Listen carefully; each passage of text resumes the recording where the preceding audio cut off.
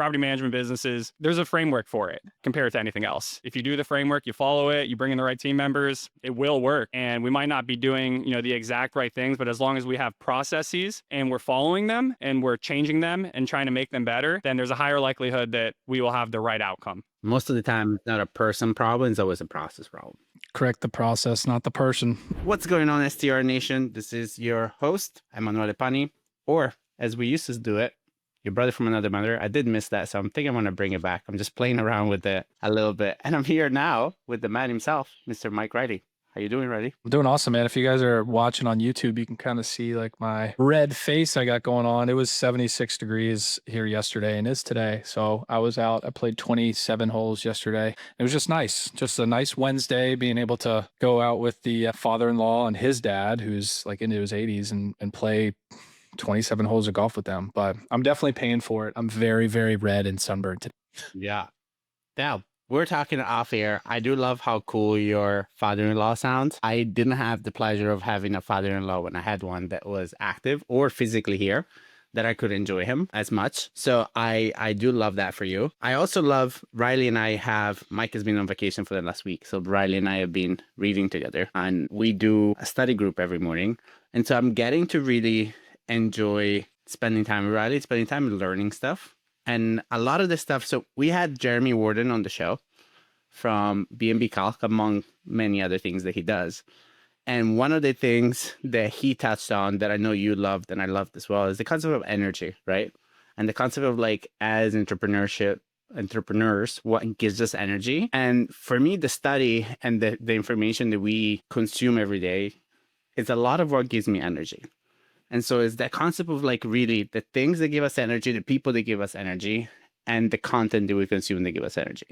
And how, as business owners, we get to really choose mindfully our attitude and our perspective every day. And also our attitude and perspective as we're handling the day. And so really getting to the habit every night of setting intentions for the day after and the energy that we're going to bring into things. So we touched on that, which was fun. I know you love BNB Calc, so I'll let you kind of praise him.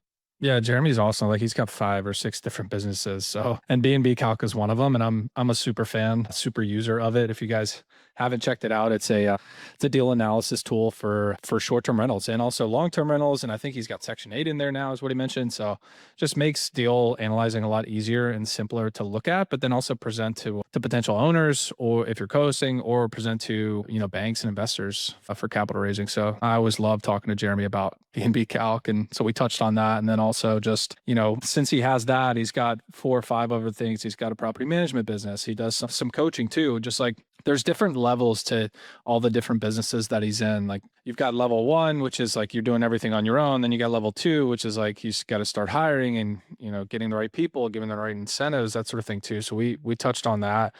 And I think it really drove the theme of this podcast to really drive and help people like prioritize your time. Because if you're in a W-2 right now, or if you're, just became a new business owner, if you've been a business owner for a long time, like the economy is a little weird right now. So how are you prioritizing your time to maximize your income so that you can spend your time on things that you want to spend it on? Yeah.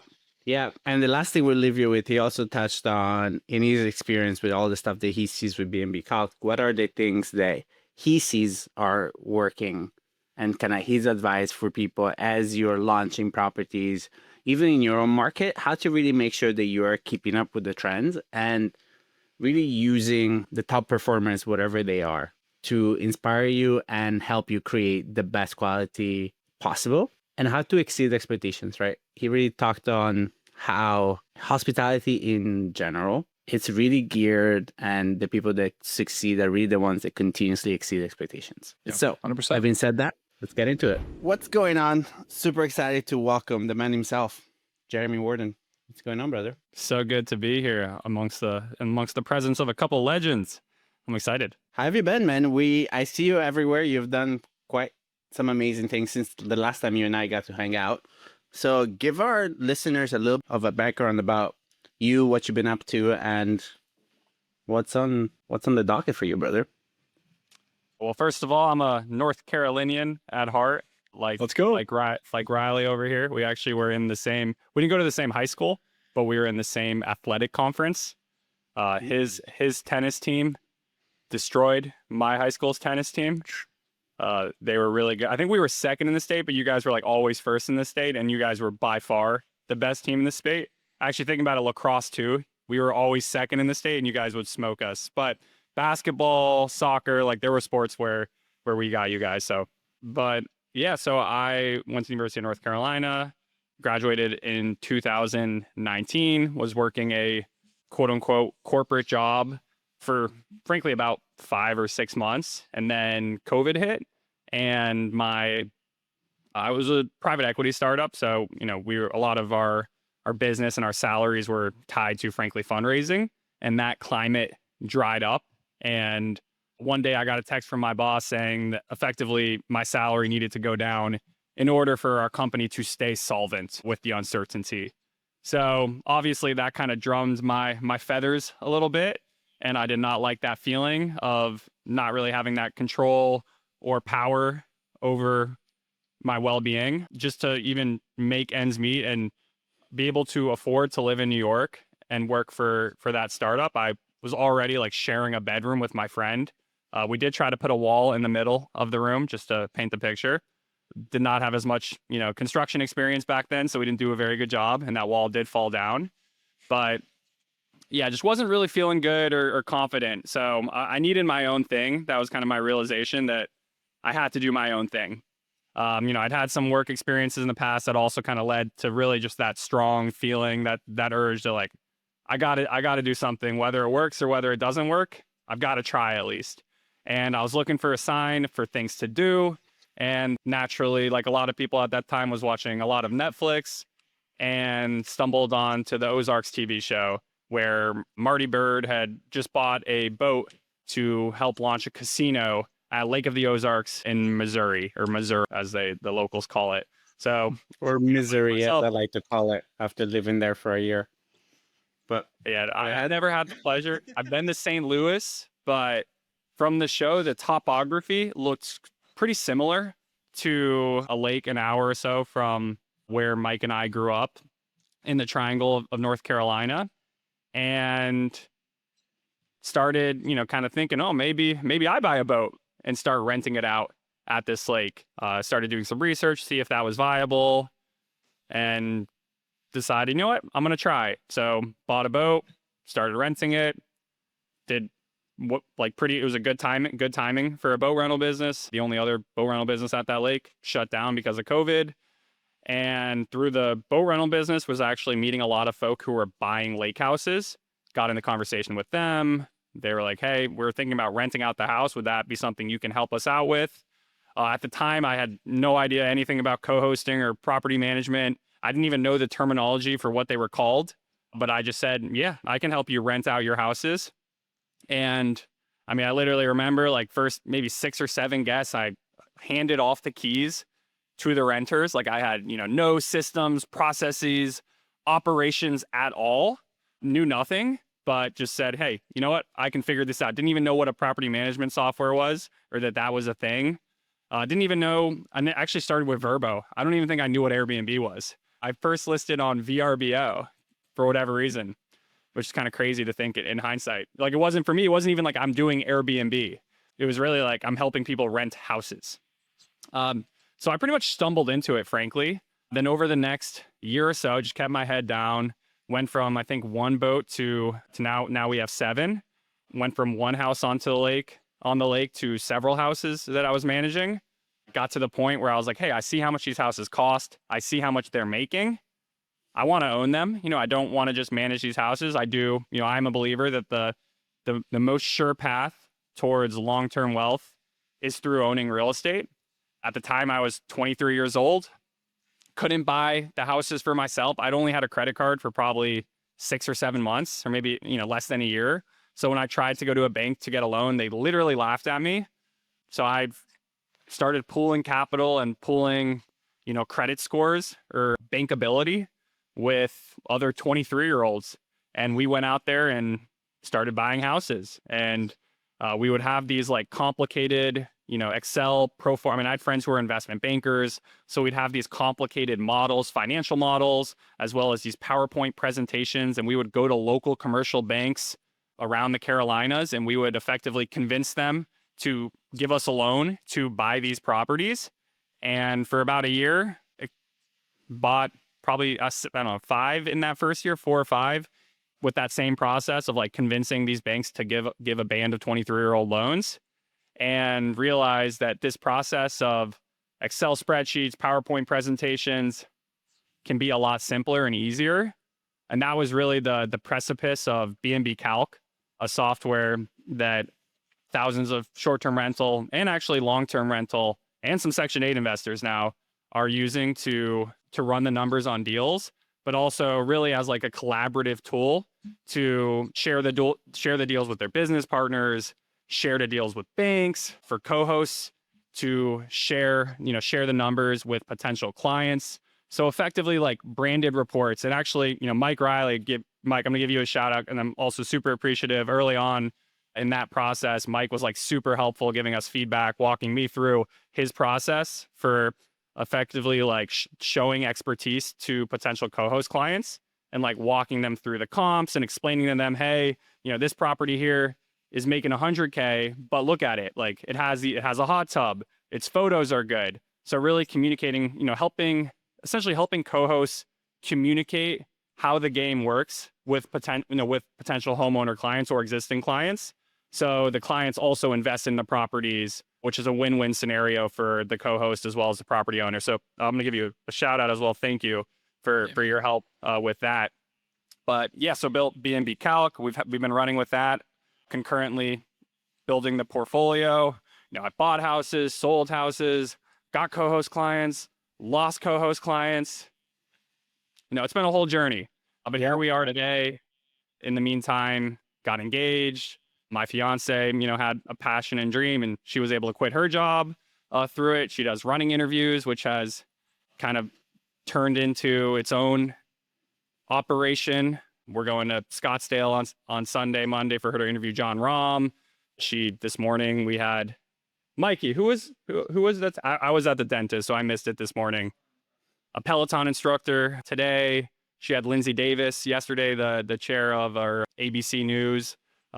Brian Johnson the other day, the guy who's trying to live forever. She's on Jason Derulo, Barbara Court. She's done a lot of really cool people, and it's been awesome just to like learn from them and learn, take notes, be a fly on the wall, and frankly just try to absorb any lessons that they have.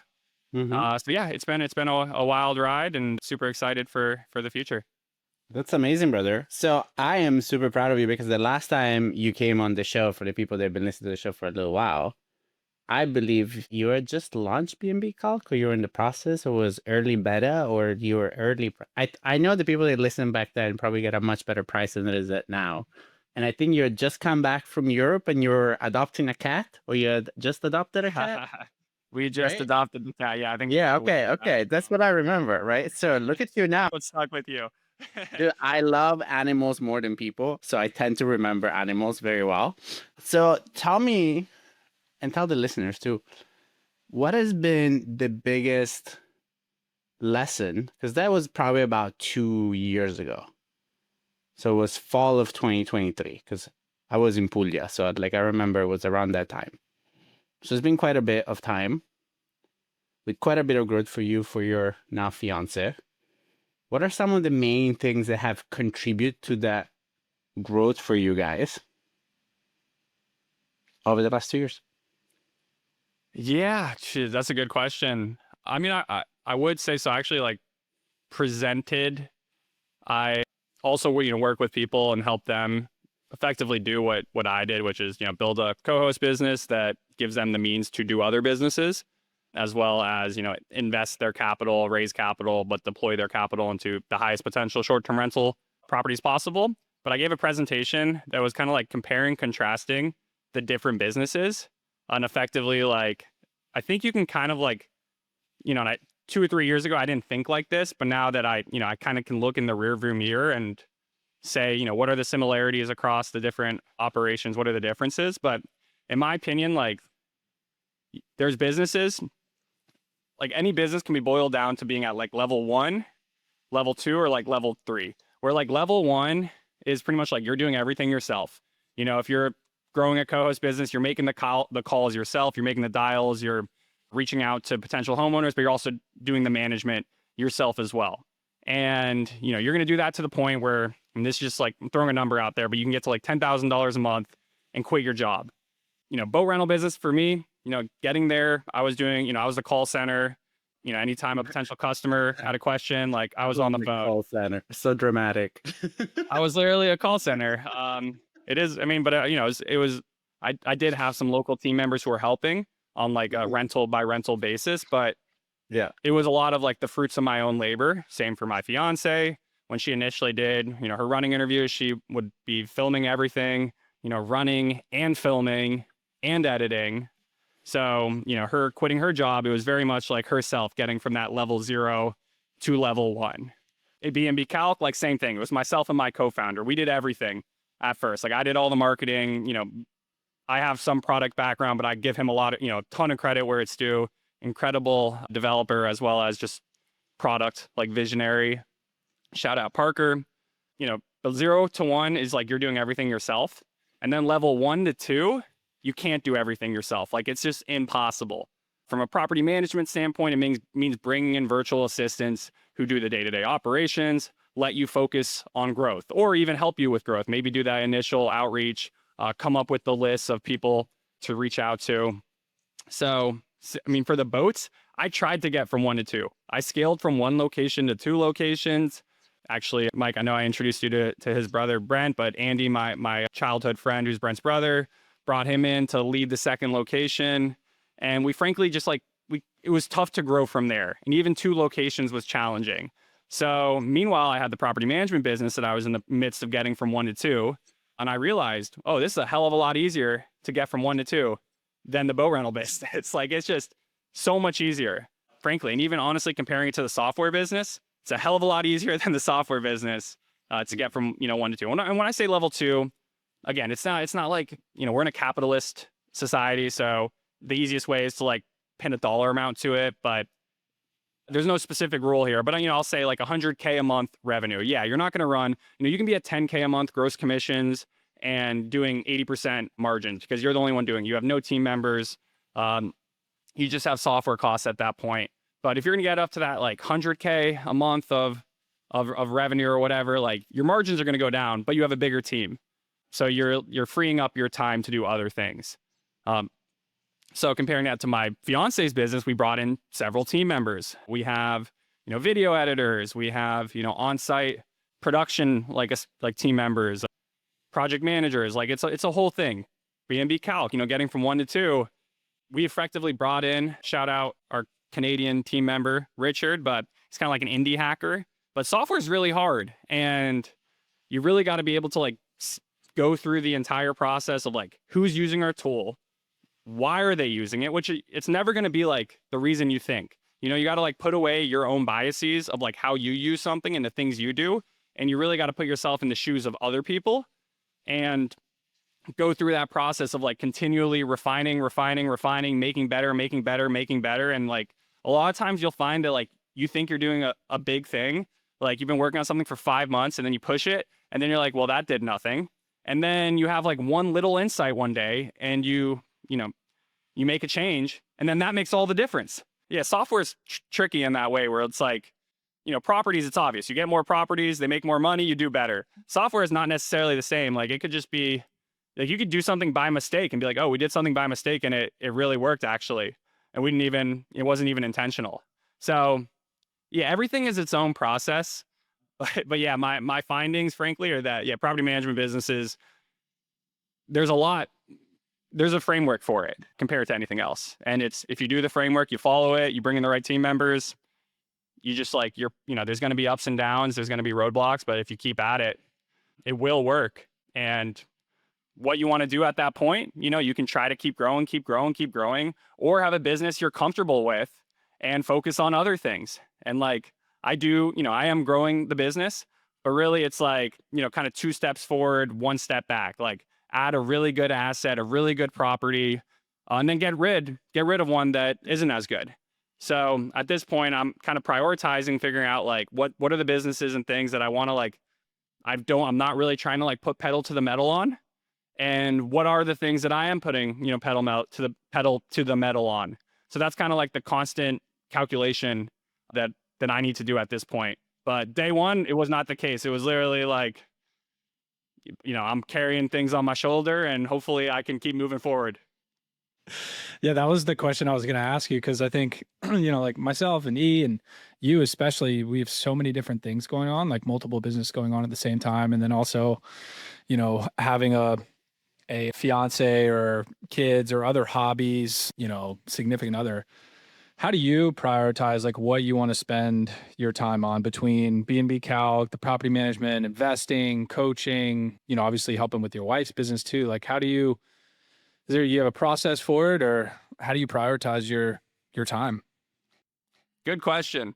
No, and I've been getting that question a lot more of late than I used to, and and every time I do not have a good answer for it.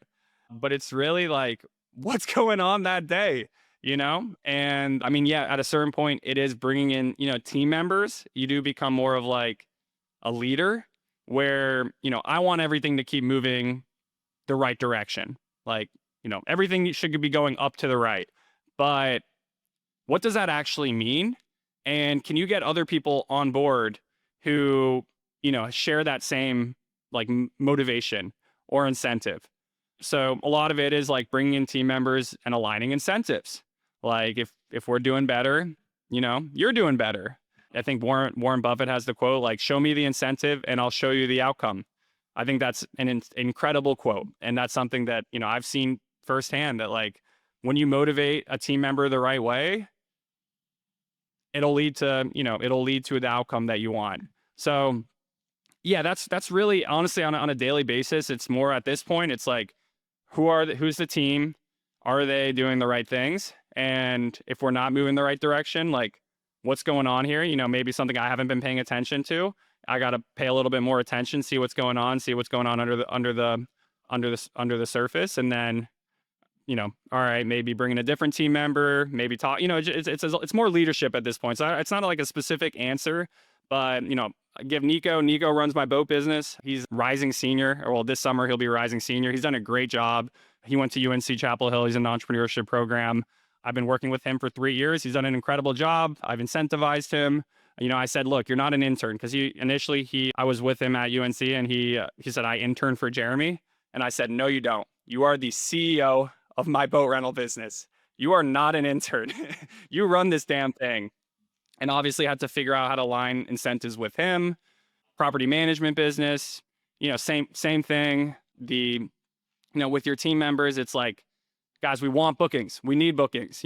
That's how that's how this works. Like, that's how this makes money. Like, you guys are the point of contacts. Like, it's not just answering questions. It's like providing a great experience. And then we have to do a better job than what people think. It's like, actually, my fiance interviewed the CEO of Sandals last week. Sandals, they have 9 resorts in the Caribbean, and they've scaled incredibly fast and are doing some absolutely insane things. But yeah, he just said, obviously you want good marketing and whatnot. You want people to come, but it's about exceeding their expectations. They come, they think they're going to have a good time. They leave and they're like, holy crap, we did not anticipate how amazing that was really going to be. And that's kind of the way I think about it too. Like, everything I do, I want to like exceed expectations, whatever it is, whether it's BNB Calc. Like, Mike, you may have not been on it for a few months. I want you to go to it now and be like, damn, this is better than last time I used it. Like, I mean, we've probably gone through like 5 different versions in the last year. So really, like, we're doing like a big update every month in the attempt to make the app faster, to add more use cases to it, to make it more helpful, frankly. So yeah, I'd say business, hospitality, it's about exceeding expectations. And that's something he shared with me. And I love that. So how do you continue to exceed expectation and push your team to excellence without causing resentment and them feeling burnt out? Because obviously, right, you can't be always whipping, right? You can always be like, I want it better, I want it more excellent, because there has to be, at least I assume, right? There has to be a balance. So how are you finding that balance of like calm creativity, where you guys are calm and creating the best product you possibly can while still creating a good environment for the people around you? I think that's keeping it fun. You know, you want things to be fun. I will say, like, on the media side, my fiance is definitely more like the strategist perfectionist. You know, like she has a very, very good eye, and she has, like, you know, a very good vision.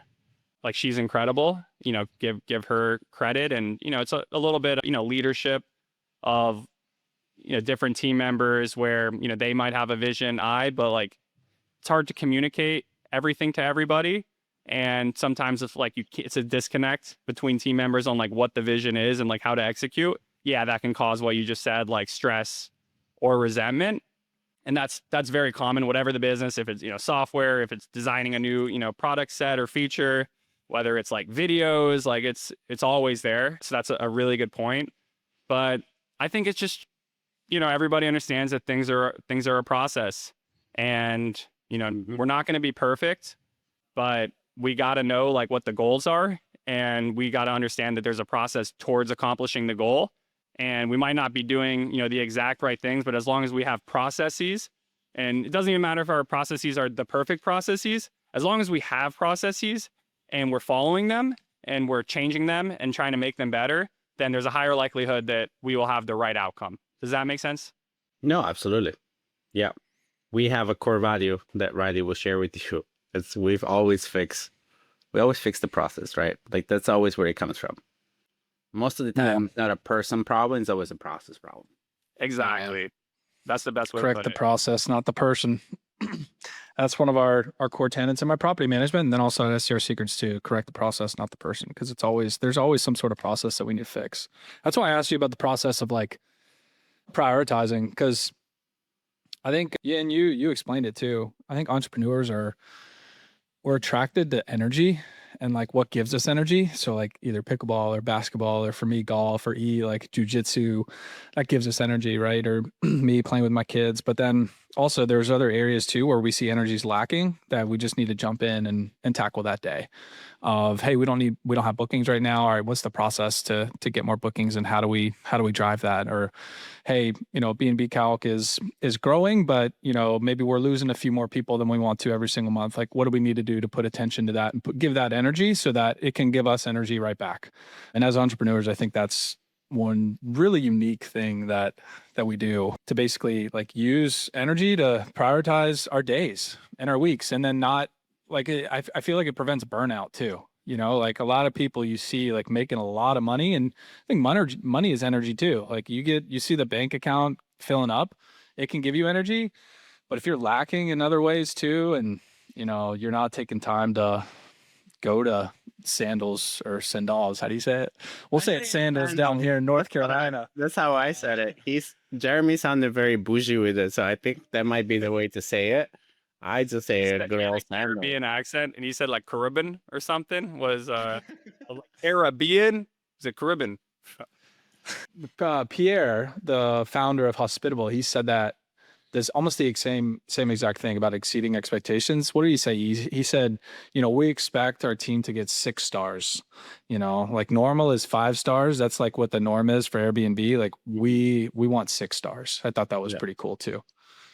Yeah. And I'm scaling the portfolio, like one property, getting 6 stars every time is easy, but like doing that, you know, across 1.5 million in revenue becomes a lot more challenging, and there requires a lot more systems and processes. So I'm cool with 5 stars. Give me 5. I don't need the 6, but I'm happy with 5. So I was going through your social, getting ready for this, and I saw a project that you are just taking down now, which looks super interesting. And I believe it's like you called it a micro resort, or how do you call it? But it's this big house that you're developing all kinds of things on. Yeah, I mean, I haven't posted the one I'm going to tomorrow.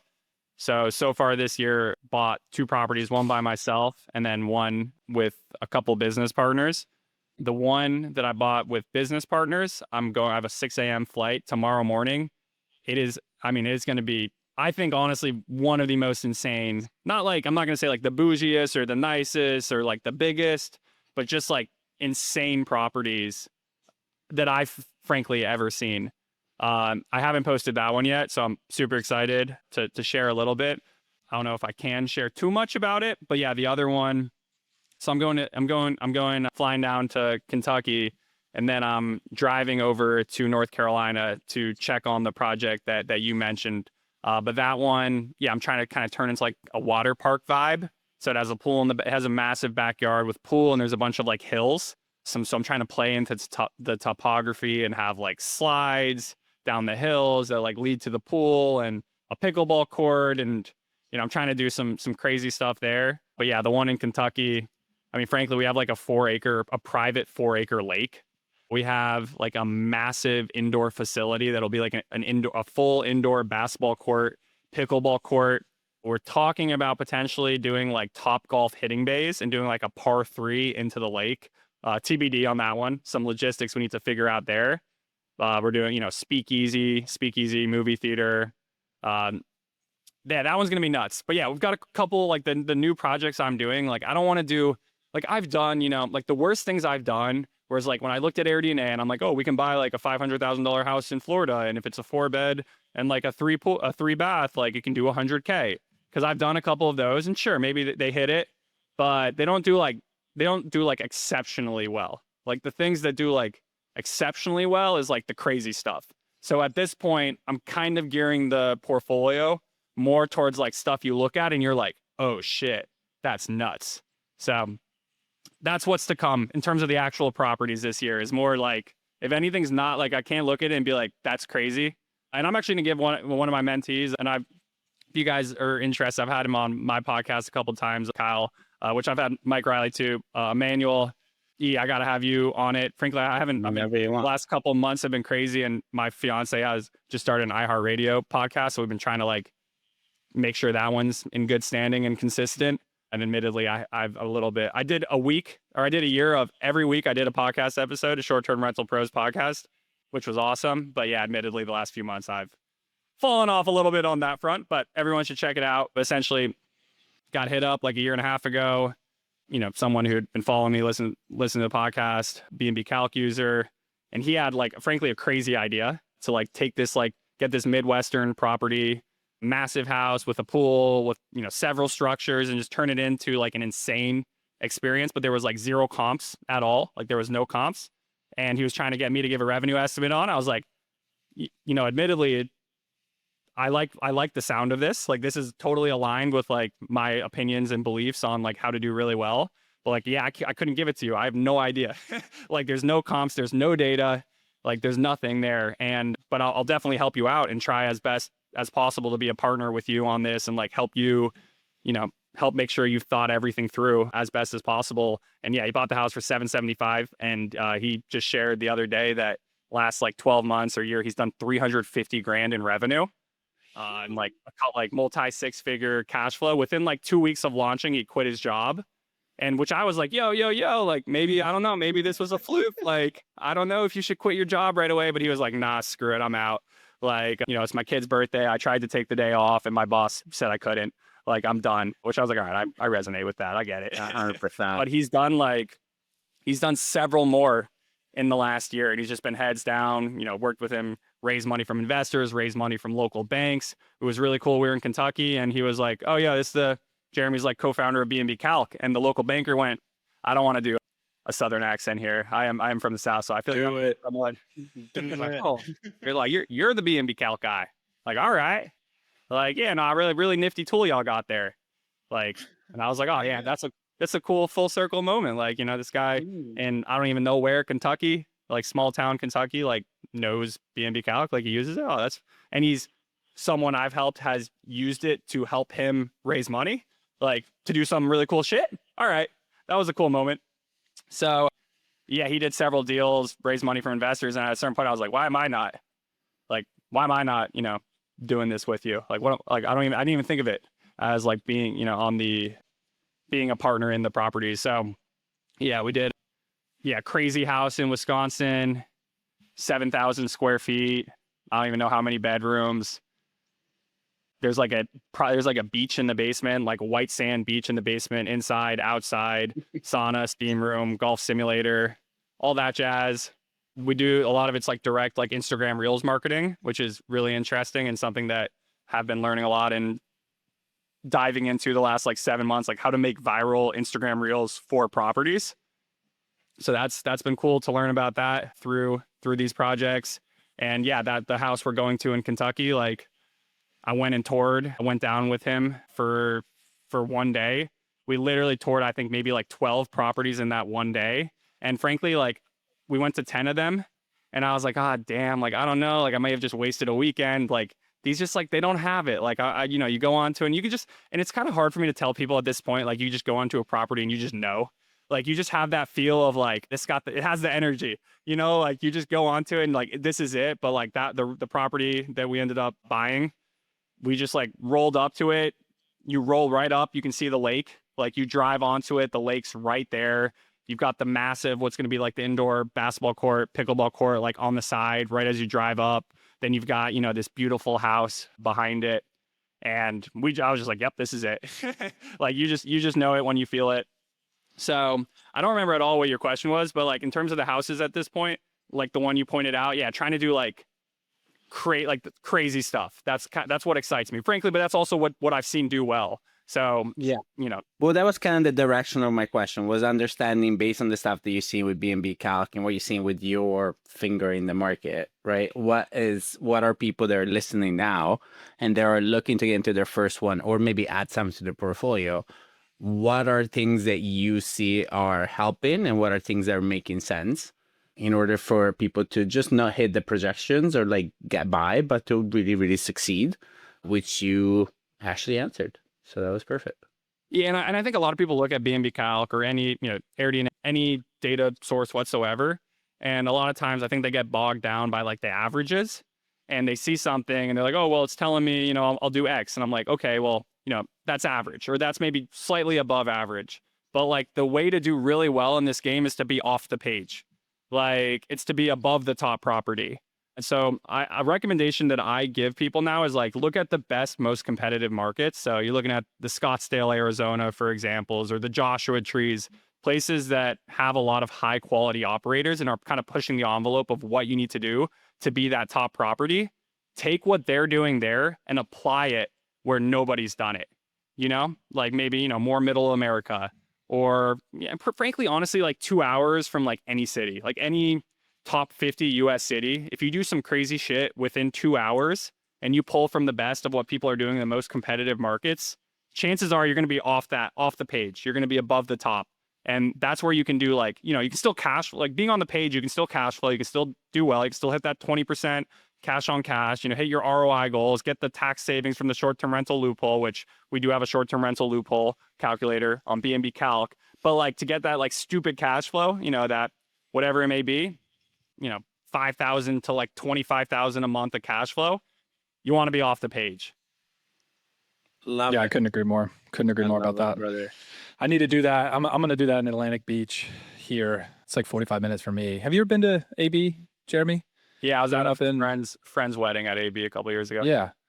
There's no properties like that down here. And it works in Myrtle Beach and, you know, Wrightsville Beach, but Atlantic Beach, there's none. So for the listeners too, hit me up if you want to buy a place in Atlantic Beach. I'll do it with you. Morehead City, right? Isn't that Morehead City? Yeah, that's what we call it. We call it Morehead City down here, and that's what people from North Carolina call it. But it's technically Morehead City is just, you know, really the fishing capital of North Carolina for sure. So yeah, I mean, if you get a house, I mean, don't quote me on this exactly, but I'm 90% confident if you get a house within like 10 minutes of Atlantic Beach, which is like the actual beach in Morehead City with like a 1 acre backyard, and you know, ideally it has a pool, but essentially you deck the living crap out of the backyard, like, you know, like one of those, you know, $3 million Scottsdale backyards. Chances are you'll be above the page. yeah, 100%. What a show, guys. What a show. Jeremy, where can people learn more about you, find BNB Calc, find your fiance's running interviews? Tell us all the good stuff. Where do we find you guys? Yeah, so BNB Calc, go check it out. 7-day free trial. You like it, you know, we're, I think, pretty reasonable on price. If you don't like it, cancel. Totally fine. But you should definitely check it out. Run your property through it and see what happens. As for myself, I mean, if you want to kind of hear my ethos a little bit more in depth, how I, you know, think about things or think where the opportunity is, check out the Short-Term Rental Pros podcast if you want to follow my journey every day. Go on Instagram, Jeremy Werden. You can, find my fiance there if you're curious to see what she's got, what she's doing. Also, just started on YouTube a couple of weeks ago. So I've been trying to be consistent, posting a video a week on YouTube. So I would really love your guys' support there and keep me motivated. Yeah, keep Mike alluded to earlier, like the number is good enough to like give me energy to keep doing it. So yeah, I don't know how YouTube works. YouTube at Jeremy Worden. That's my first time like plugging my YouTube. I think it's Jeremy Worden on YouTube, but definitely subscribe, like, give comments, all that happy stuff. Awesome, brother.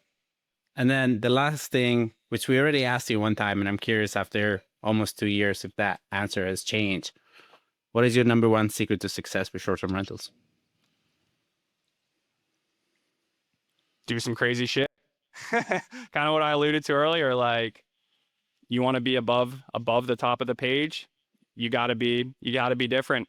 And different doesn't mean like different than your, like, I think people, really pull the best from what people are doing all over the place. I think the days of like, look in your market and like see what the best the best amenities are in your market and making sure you have those, sure, that's a good practice. That's a good thing to do, but really look at what the pros are doing everywhere and pull. I mean, you can be creative, you don't have to, if you have an idea for something, go for it. But like, for example, Nerf gun wall, that is something that I think, someone, Smokies is super competitive. So someone did a Nerf gun wall there to like try to be different and special. And I think it worked, I don't know, 20% revenue increase. And then, what are good investors doing? They're saying, all right, a Nerf gun wall cost me $4,000, $5,000. There's no Nerf gun wall in my market. Yes, I don't definitively know that it's going to work in my market, but chances are, like, if it did good for someone else in a competitive market, chances are it's going to help me here. So really, like, see the pros across the board and be creative and take some swings. I love it. Well, this was a great show, guys. You hope you enjoy and got lots of value out of it, and that you are motivated to create some really cool things, right? And make sure that you are pushing the envelope. Again, it is your world and your guests get to experience it, right? So go ahead and be as creative as you possibly can. And if you need to check your numbers, not to cut you off, but then, I guess one thing alluding to what I talked about earlier was also like, know when something isn't worth trying to take to the next level, which is like totally fine. And like accepting that, like, I don't want another boat. I do not want to buy another boat. Like, maybe I'll change out one of my boats, but like, I don't want to buy another one. And I think because a lot of people follow me on social, because initially, like, I blew up on social from like posting boat videos. Like, I was at the lake in North Carolina, like, and, just like, just take my phone out, just like post a little video of the boat, and TikTok gassed that up initially. And I was kind of like the boat rental guy on social media for like, that's what people called me. Like, that's why people knew me. So then when people now are like, yo, what happened to the boats? Like, you're not posting about the boats. Like, you're not. And I'm like, well, I mean, I still do, but like, yeah, that was something that I decided, I was doing other things, and it really gave me the freedom and opportunity and got me into property management. Like, I'm super grateful and I'm still doing it. But at a certain point, you got to know when, like, what are things that you're going to put the pedal down on, and what are other things that you're just going to kind of like let roll in neutral. I love that. To quote David Goggins, you got to know if them boats are going to carry you. And it doesn't sound like them boats were going to carry you to where you wanted to go, right? So it's a moment, again, like, to continue to bet on a losing horse does not make the horse any better, right? Hey, the boat's not losing. My pontoons, they're still good. No, I'm not saying that they are, but again, to the vision of what you wanted, right? To the vision that Jeremy wants for his life, the boats is not the vehicle to get there, right? And he's understanding that and taking your lessons and understand what works, and then changing and twisting and pivoting along the way. I think that's why you're doing so great. So I do acknowledge you for it. Riley, as a fellow North Carolinian, any last thoughts for us? No, man, it was fun catching up, and keep doing great things. I mean, I see you doing great things with, obviously, you and your fiance are doing awesome. When are you guys getting married, by the way? September. And yeah, no, I love that you're on here. No shade to Sjogren, but having a North Carolinian in the house, that's a pleasant surprise. So I was excited to see E hit me up, but then I was like, oh, what, Riley's? Riley's on the invite? Like, let's freaking Yeah. go. Like, Yeah. I'd actually Shane saw Mike, Sjogren, and I saw Sjogren in the Poconos the other day, and yeah, he told me that you're really stepping up as a leader in many ways. So awesome to see y'all's growth as well. Yeah, man. Appreciate it. Yeah, it gives us energy. So cool. Well, thanks, man. This was fun. Awesome. Thank you for having me. Guys, we'll see you on the next episode. Ciao, guys.